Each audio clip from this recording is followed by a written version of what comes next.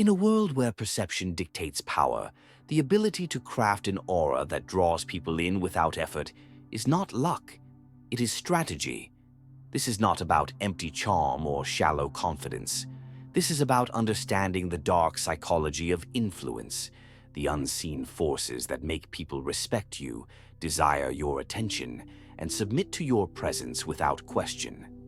Machiavelli himself knew that power does not belong to those who wait for it. It belongs to those who seize it through calculated manipulation of human nature. If you want to become someone who cannot be ignored, someone who enters a room and immediately shifts the energy in their favor, then you must master these 7 Machiavellian principles. This is not for the weak. This is for those who understand that life is a game, and the only way to win is to play smarter than everyone else. Lesson 1. The black hole effect. Becoming an unavoidable psychological gravity. Well, in the Machiavellian worldview, ordinary presence is failure. When you enter spaces and people can choose whether to acknowledge you, you've already lost. True power operates like event horizons. By the time others perceive your gravitational pull, escape is impossible. This isn't about loud attention-seeking. That's for circus performers and children. We're engineering something far more dangerous. The silent, inevitable pull that makes you the unspoken focal point of any environment. The methodology is brutally simple, yet requires monastic discipline. First, eliminate all micro-behaviors that broadcast lower status. The quick head turns at noises, the slight lean toward whoever's speaking, the unconscious mirroring of others' postures. These are the tells of someone seeking validation rather than commanding it. Replace them with the movement patterns of apex predators, the slow head turns, the deliberate blinking, the unhurried repositioning of your weight. Study how lions enter spaces versus house cats. Then comes vocal training to lower your natural speaking pitch by at least half an octave through diaphragmatic control. Not the fake radio voice that fools nobody, but authentic chest resonance that vibrates sternums. Time your speech cadence to the average human processing lag of 1.8 seconds per thought unit, creating hypnotic rhythm. Master the art of strategic silence, not as empty space, but as psychological pressure. Each quiet moment should feel like a chess move being contemplated. Your wardrobe must become a psychological weapon system, not expensive for the sake of expense, but engineered to trigger specific impressions. Darker colors for authority, slightly unusual textures to compel touch, and thus engagement. Tailored fits that suggest you have resources for personal craftsmen without screaming it. The final layer is environmental priming. Arrive early to subconsciously claim spaces as yours. Position yourself where lighting and angles work in your favor. Control seating arrangements so others must adjust to you. This isn't theater. This is psychological warfare waged through minute physical adjustments. When perfected, you won't need to demand attention.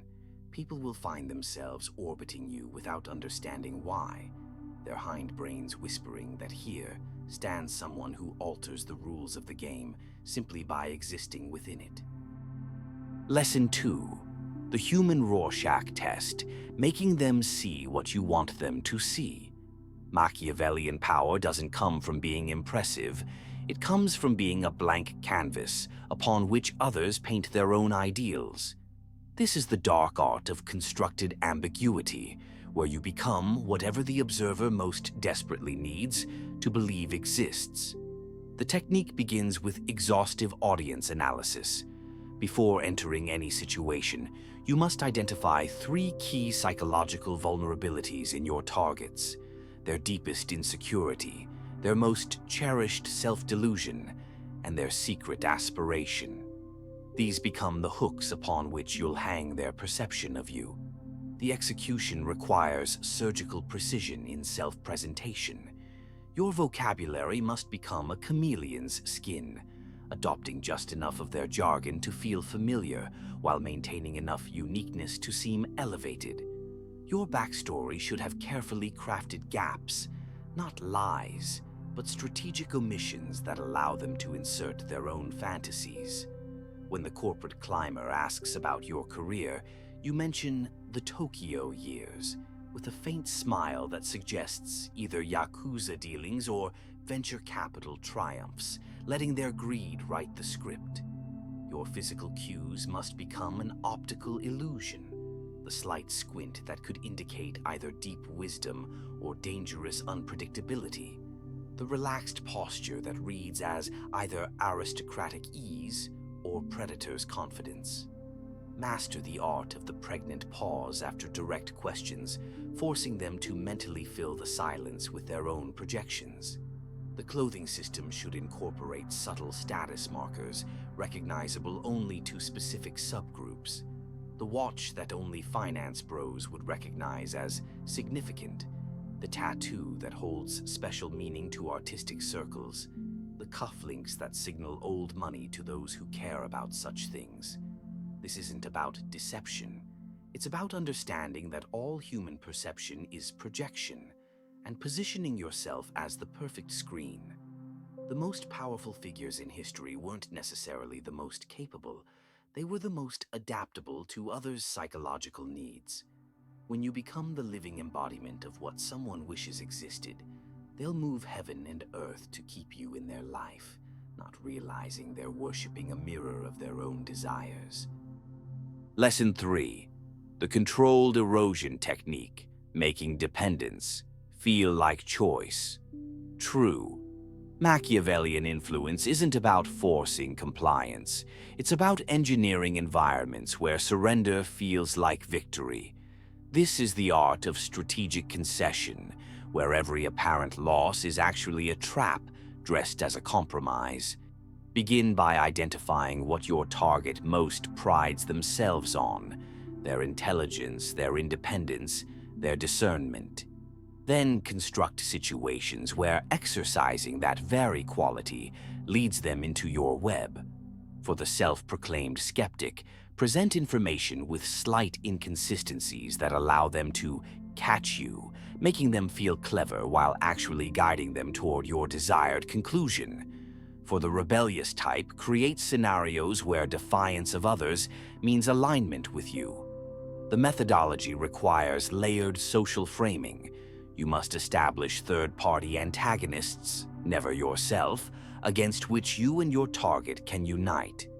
In corporate settings, this might mean subtly highlighting how accounting department policies constrain people like us. In social circles, it's bonding over shared disdain for those pretentious types. The key is making every step of approach feel like their idea while you control the direction. Implement gradual commitment devices. Start with small, easily agreed to favors that establish patterns of compliance, then escalate in carefully measured increments. Your language must shift from "you should" to "someone like you probably already knows," triggering their self-image to do your persuading for you. The financial aspect follows the casino model. Let them experience enough small wins to create investment in the relationship, ensuring the eventual asks don't feel like demands, but natural progressions. This is how cults operate, how luxury brands create devotees, how political movements build unshakable followings. When done correctly, your targets will swear they came to you freely, never noticing the architecture of their decisions. The final stage is intermittent reinforcement, becoming deliberately unpredictable in your rewards to create obsessive behavior patterns. Answer some messages immediately, others after strategic delays. Alternate between warm accessibility and mysterious absence. This isn't cruelty, it's neuroscience weaponized. The human brain latches hardest to unpredictable reward schedules, which is why slot machines are more addictive than guaranteed payouts. By the time they realize what's happening, their own psychology will defend the relationship, because admitting the truth would mean admitting they've been outplayed. Lesson 4. The Babel Strategy. Language as a social dominance weapon. Language is not merely a tool for communication, it is a weapon of control. The Machiavellian understands that whoever controls the meaning of words controls the minds of those who hear them. This is not about lying or deception in the crude sense. It is about shaping reality through linguistic precision. The most dangerous people in history were not those who shouted the loudest, but those who redefined terms to suit their ambitions. To master this, you must first study the lexicon of your environment. Every social circle, every professional field, every power structure has its sacred words, the terms that trigger automatic respect, fear, or obedience. Identify them, then learn to wield them with surgical intent. The next layer is semantic infiltration, the slow, deliberate introduction of new meanings to old words. When you want to shift perceptions, do not argue against an idea directly. Instead, attach new connotations to its language. For example, if you wish to undermine a rival, stop referring to them as ambitious, a term that carries respect, and instead begin calling them calculating. The facts remain the same, but the emotional resonance shifts. This is how political narratives are built, how corporate reputations are destroyed without a single outright accusation. Your goal is not to convince people to change their minds, but to make them believe they arrived at the new conclusion themselves. The final stage is conversational framing, controlling not just what is said, but the context in which it is understood. When asked a direct question you do not wish to answer, respond with a question of your own that redirects the assumptions. If someone demands, "Why did you make that decision?" counter with, "What would you have done in my position?"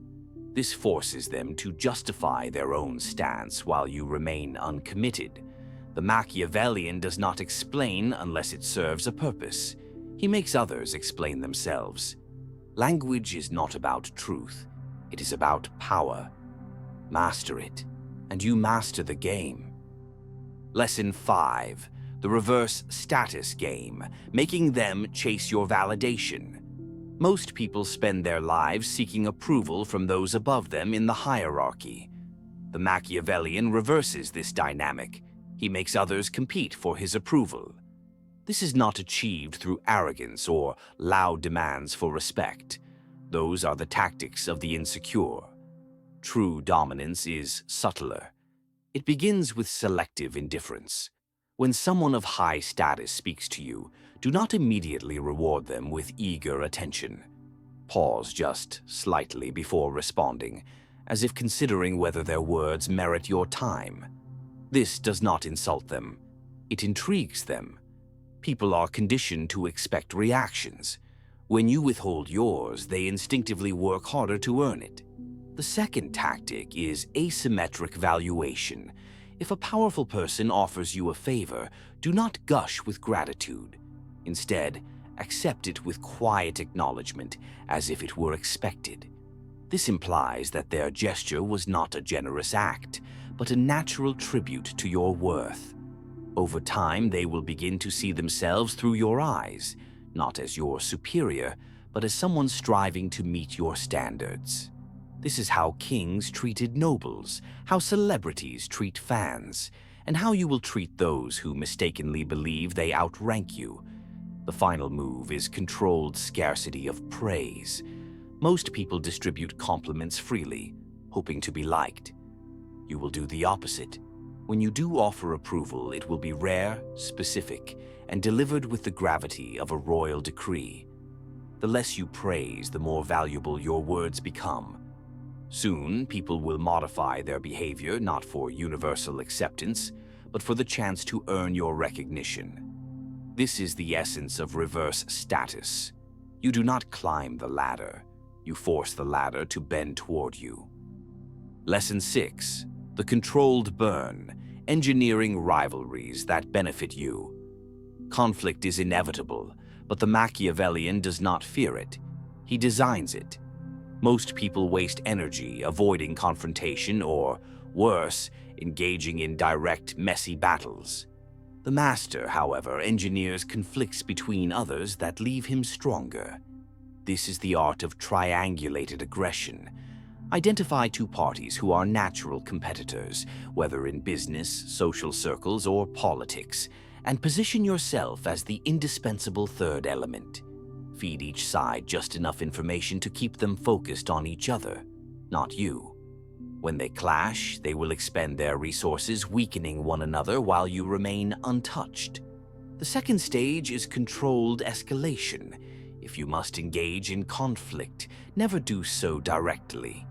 Instead, use proxies, allies who believe they are acting independently, but are subtly guided by your influence. A well-placed rumor, a carefully leaked piece of information, or an offhand remark to the right person can ignite battles that you appear to have no part in. The key is to ensure that when the dust settles, you are seen not as the instigator, but as the only reasonable party left standing. The final principle is conflict arbitrage. When others fight, there are always opportunities, discarded allies, undervalued assets, shifts in loyalty. The Machiavellian does not take sides. He watches, waits, and then claims the spoils when both sides are exhausted. History is written by those who let their enemies bleed each other dry before stepping in to claim victory. Lesson 7. The exit illusion, creating the myth of scarcity around yourself. The ultimate power is the power to disappear. Most people cling to relationships, jobs, and social circles out of fear of loss. The Machiavellian cultivates the opposite aura, the constant suggestion that he is already leaving. This is not about empty threats or childish ultimatums. It is about crafting a presence so valuable that the mere possibility of your absence triggers panic. Begin with strategic withdrawal. Periodically remove yourself from situations where you are taken for granted. Do not announce your departure. Simply become less available. Let people notice your absence before you explain it. When they ask where you've been, reply with vague, intriguing answers. Exploring new opportunities. Reevaluating priorities. The less you say, the more they will speculate. Next, seed the idea of replacement. Casually mention other groups, ventures, or alliances that have shown interest in you. Do not frame it as a boast. Present it as a simple fact. I've been spending more time with X lately. They have a fascinating approach. This creates subconscious anxiety in those who rely on you. They will begin to question whether they have undervalued you. The final stage is the conditional return. If you do step back into a familiar role, attach subtle conditions.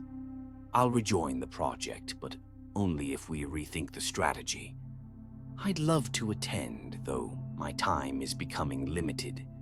This establishes that your presence is not guaranteed. It is a privilege they must earn.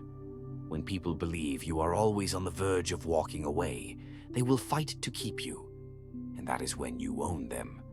Power is not a static achievement. It is a perpetual motion machine. The moment you believe you have won is the moment you become vulnerable. The true Machiavellian does not seek a single victory, but an endless series of calculated maneuvers that keep him ahead of the herd.